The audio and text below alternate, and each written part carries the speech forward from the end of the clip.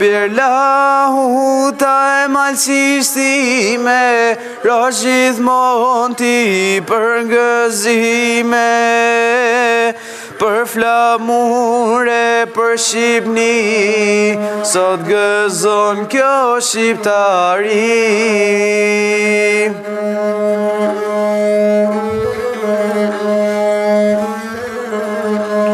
O, bir lahuta mi vjeqare, për matë madhe në fest shqiptare, për lirin e kombit ton, zëv gjithmon lahuta jon.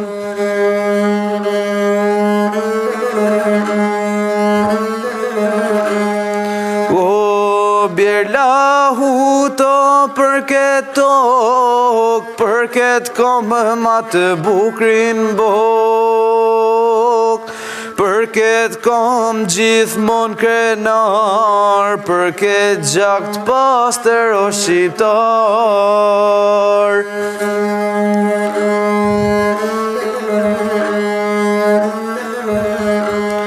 O, bir lahuta për Trimni, për Kosove, për Shqipni,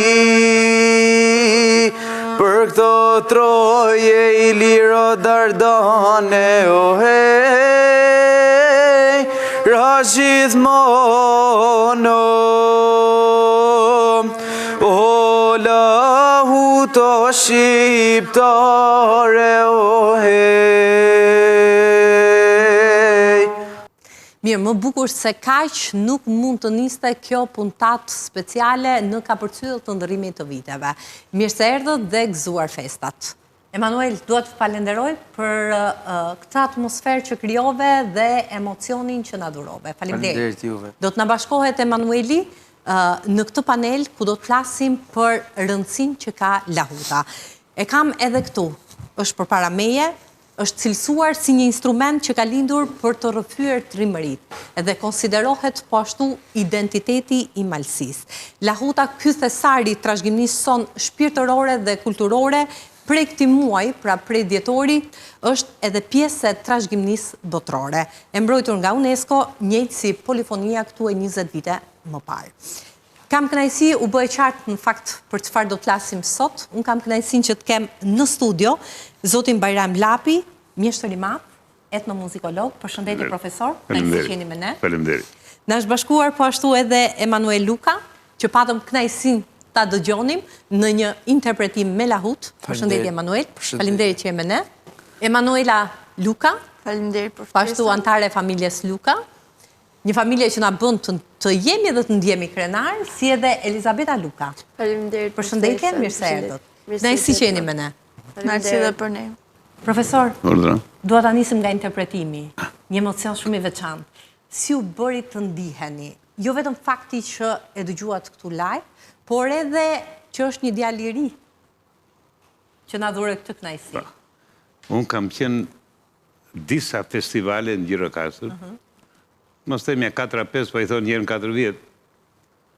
Edhe më kalën në mbresë lahuta, me ata lahutarë të famshëm, Mark Gjoka, Isë Rugova, Paulis Zefi, e tjerë, plot që këta i kanë qenë me gjithë, kanë qenë mjeshtat të mëdhenj dhe mua mbet qefi, ky ka marrë diçka prej atyre.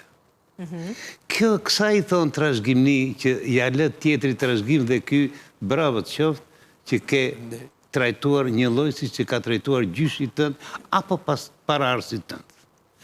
Tani një gjë është, qoftë lahuta, qoftë dhe polifonia, janë dy nuse të bukura, që nuk di këtë shash e nuk di këtë lëvdosh. Të dy më më pëlqejnë jashtë, të dy. Se meritojnë këto vend që kanë sot. Po lahuta kanë gjithë veçantë. Në trashëgiminë tonë kulturore. Gjithsa jemi ndarë dhe kemi një zonë që i thonë gegëri, lahuta ka qenë instrumenti sigurisht primitiv, i vjetër, shumë i lashtë, që nuk ka në i lirëve, kështu flitet, edhe trimat, sidomos të kelmendit, e mbani lahutën të varur në kuris. Pse? E mbanin një lloj si mbanin armën. Nuk e di, Shumë e vërtet, po. Shumë e vërtet. atër nuk mundet kuptoj një luftëtar, një trim, pa një lahut në kuris, edhe pa kokën e dhis. Pse kokën e dhis? Ja, që ne shohim edhe në këtë Po prandaj më vajtën sytë. Po. Pse kokë e dhis? Edhe Skënderbeu e ka mbajtur kokën e dhis. Po. Sepse dhia është shpirti. Dhia është fuqia. Dhia është ajo që t'jep zëmër, t'jep guxim, t'jep trimëri. Edhe dhia është ajo edhe të lavdëron të nesën edhe nuk i që thonë laut, po e thonë lavdërosh. Lavda. Lavda. Mirë e kam lavda? E shikon, profesor, ju flisni ndërkohë që ata pohojnë. Kështu Thotë që- që nuk kanë vetëm këtë dashurinë e madhe, Po na pëlqen më. Po na pëlqen më çfarë? por kanë edhe informacionin. Po na pëlqen më sepse Kanë edhe fishta, informacionin dhe mu më vjen shumë mirë që të rinj kaq të talentuar. fishta. Ka Janë shkruar, sot po fishta dhe laut e Marsis. Ka shkruar vlerë. 1700 faqe. Që flet njës, bile, Straboni, se tani pa bëjmë pak histori të më falin, po sa më shumë të di më mirë është. Straboni ka lindur 50 vjetë para Krishtit dhe vdik 20 vjetë në bas Krishtit. A i fliste që lahuta, lautari, sidomos, Lavda. lavda, Po. ka lindur në Iliri, thoshte. S'mund kuptoj, nuk mund kuptoj Iliria pa laut. Nuk ishte Roma budalla që erdi në Dardani dhe mori tërë gojdarët e tyre, tërë i qoj në Romë. Po pse si mori në Makedonia, ti merte në Greqia? Po i mori pse? Se ishin instrumentistë të veçantë, ishin artistë të veçantë, dhe unë krenohem dhe gëzohem që shqyqyri erdi dita që lahuta të zërë vëndin që e meriton. Si dhe Gjubleta. Edhe tek Si dhe Gjubleta. përfshirja Edhe- në UNESCO. E mua më gëzua shpirti, kur i pash të vajzat si pëllumbesha kështu, si shqiponja kështu, edhe të djali si trim me fletë. Edhe kaq të talentuar. Ka, po sigurisht. Kaq të talentuar. Absolutisht, po. Është familje artistësh. Bilbila. Edhe e themi me plot gojë. Bilbila. Të mrekullu, edhe ata të lezhës, Nela e qenë ata që unë i njohë shumë mirë. Unë vetëm ka që ju them, ju lumt, na keni sjellë një vlerë që zorë se do ta gjejmë, edhe unë përgëzoj këtë televizion, e para erë që po merrem me këtë punë me këtë televizion, po me gjithmonë është për t'i lavdëruar dhe ju lumt. Faleminderit, profesor. E çojmë shumë. Emanuel, Po. ishte shumë e bukur ajo që bëra. Faleminderit. Sigurisht, kur e dëgjojmë prej ekranit, emocioni është tjetër dhe kur dëgjohet live, nuk ka të krahasuar. Kështu që ne shijuam të gjithë shumë. Nga e ke trashëguar? Si ka lindur ky pasion jot për lahutën? Lahutës i ka rënë stërgjyshi im, Aha. gjyshi dhe xhaxhaj. Unë lahutën ma ka mësu gjyshi. E kam akoma gjallë, i bjen pak, po nga mosha Dhe nuk mund gjyshi t'i është bi. 82 vjeç. Po. Se ka marrë informacion dhe për pjesën tjetër familjes. Bravo. Stërgjyshi ka vdek 105 vjeç, edhe i ka rënë lahutës 2 javë para se të vdiste. I ka rënë. Dhe pastaj, Dhe ka qenë lautari më i mirë i thethit në kohën e vetë. Aha, ka qenë Sepse- lavdar. Ju bën krenar ky fakt? Shumë. Emanuela? Shumë krenar na bën të ndjemi shumë krenar sepse është një vegël që përuhet dhe jemi shumë krenar që hyrë në UNESCO dhe do të ruajmë shumë dhe shumë dhe shumë dhe do të trashëgojmë shumë brezave të tjerë tanë. E shikon, profesor? Ka një gjithë madhe. Unë më rakosa shumë kur sërbët djallëzisht e futën në UNESCO, djallëzisht. Është, do më thënë, është fatkeqësia jonë. Po. Nuk kanë faj sërbët në këtë mes. po. Nuk na falet ne, që kënd të kreshnikëve që kanë për ardhe, se slavët kanë hyrë shumë vonë në Ballkan. Po. Po. Kështu që ata e gjetën lautën, nuk e sollën ata. Ta kështu s'do na oralet mirë, pa ata e gjetën tek ne. Kështu që ishte fat i madh që kjo gjë, ata nuk quaj bile quaj gusla, ata e quajnë gusla, nuk e quajnë laut. Jo. E ka mira po Mirë ke, mirë. më korrigjoni po të gaboj. Shumë mirë. Kështu që ata gjersa e quajnë gusla, ata duan si, edhe Skënderbeun ta bëjnë për vetë, ta bëjnë të tyre. Po kjo është përdorur që në kohën e Skënderbeut, 1400-ën. E themi dhe unë them kohën e Ilirëve, që në Aleksandrin e Madh. E tjera. Kështu që unë i përgëzoj jashtë mas edhe krenohem që një nusë kajtë bukur mu dhe aditat... Ja, e kemi edhe këtu, edhe kemi mundësin të ashojnë, të asodisim, nga afer, dhe duhet nga tërgoni pak. Kjo është lahuta e stërgjyshit tim. Ka pasër në kësaj. Që ka më shumë se 100 vjetë të bërë. Pra, kemi një instrument, një shekullor. Një vlerë. Dhe më shumë, po. Një vlerë. Dhe më shumë, sepse nuk i djetë fikse se kur e ka ndërtuar, po themi që një shekull i ka, si lahu. Mere më një shekull. Edhe këtë e ka rëgjyshi më shumë dashuri, dhe i ka rënë deri në moshën 80 vjeçare, kështu 81. Dhe i bjen sërish, dhe pse nështë ta nuk mundet t'i bi si ka rënë më parë, por vazhdon dhe i bjen me aq forcë, sepse i bjen me dashuri. Po nuk rrit dot. I bjen me dashuri që shka vjen. Nuk rrit dot pa i rënë, nuk rrit dot. Nuk mundet. Ndoshta nuk mund t'i këndoj, sepse fuqia. Kur ka qenë me ri i ka dhe kënduar, por tashi i bie, do me thënë, nuk mund t'i bie shpesh një herë në muj, por thjesht kur ja kam thënë Manuelit për herë të parë, do me thënë ka qenë shumë kënaqësi. Edhe do me thënë ta shikosh se si po e trashëgimon ai, si person është shumë gjë e bukur. Si ndihet ai nga ky fakt? Pra kur shikon nipin, besat që i dedikohen, ai ndjet shumë krenar. E ka thënë me plot gojë që ndjet shumë krenar që po le trashëgimi, një diçka që ka trashëgimuar nga babai vet. Edhe është, do me thënë, shumë krenar për ne, edhe është një nga mbështetësit tonë më të mëdhenj, për pjesën e lahutës, edhe do që t'ja dedikojmë shpirtin lahutës, sepse ashtu ka bërë edhe ai. Sa gjema, gjebukur. Po merit keni ju si televizion. Që i nëzirni këto vlera edhe i bëni për të gjithë popullin.